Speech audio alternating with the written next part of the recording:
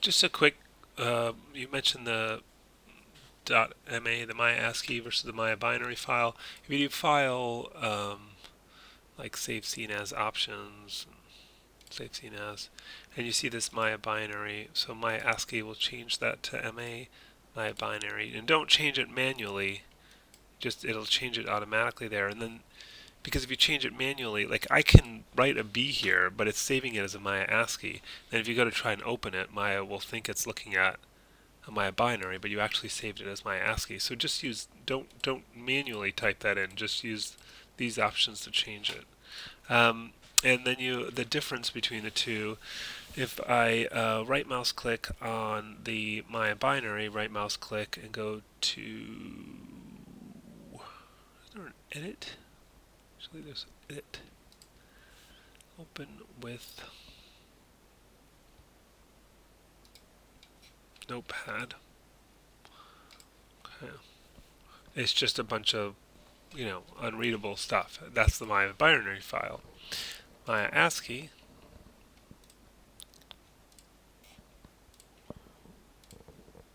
This is actually legible. You can actually this is called malscript. You can actually make sense of what's here.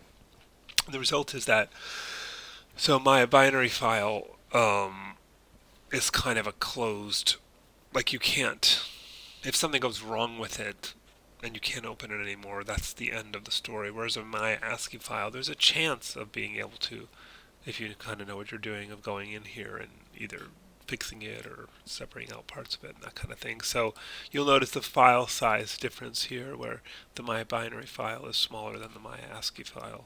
So you save a little space, but it's not that different, and it's just better to have the option to be able to open that up, and try to troubleshoot.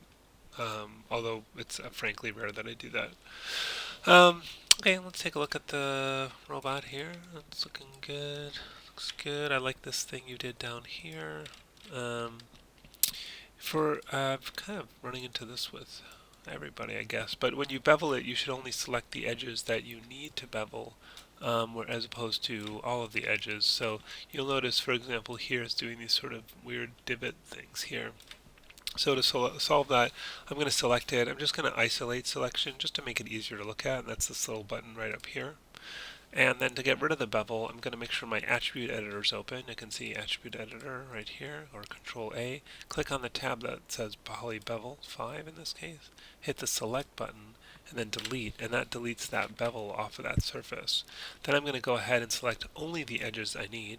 So first I'm going to go in the top view, hold down the space bar for the hotbox, click in the center, go down to over to top, F for frame selected, right mouse click, edge, and select these edges, but and hit 4 for wireframe. I'm going to deselect these inside edges because I don't need them. So I'm going to hold down Control and then Marquee Select.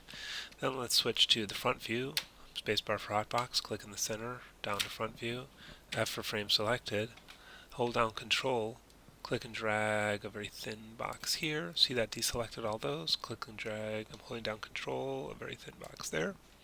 And then what I'm left with is exactly and only the edges that need to be beveled. Because I've got deselected all of the inside edges. I only want the edges that define a corner to be beveled. All the inside ones I do not want. And I'm going to hit Control B for bevel and adjust the fraction and segments to taste. And then I can unisolate that again. And we can see we have a cleaner surface, just one edge, just edges where we need them. And we don't have those funny little divots that were being formed. And you can go through the same process with this, right? You can get rid of the bevel and then only bevel the edges that need to be rounded and not the other ones.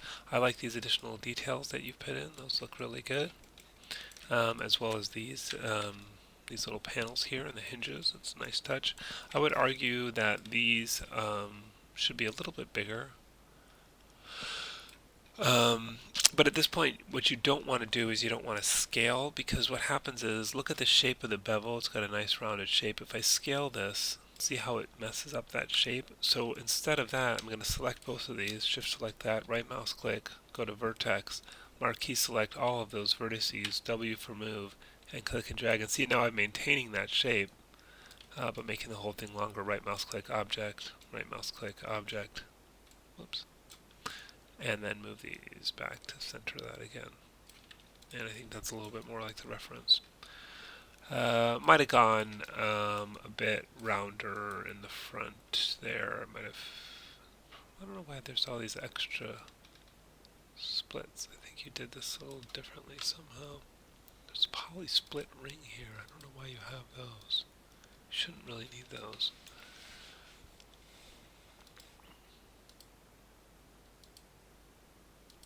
I think you did this differently than I did.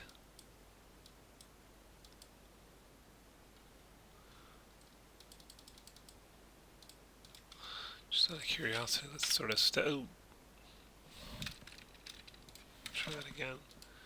Oh no, wrong one. Poly split ring, select, delete. I don't know what that was doing. Poly split ring, select, delete. I don't even know what those are doing. Okay, so we don't have the history on that one. Does this have the history? Poly split ring. Wow, what are all these poly splits? You've done this, I think, very well. You have these bevels here. But I don't know why you think you need all those poly split things. You don't need those. You shouldn't need those. They got the shape.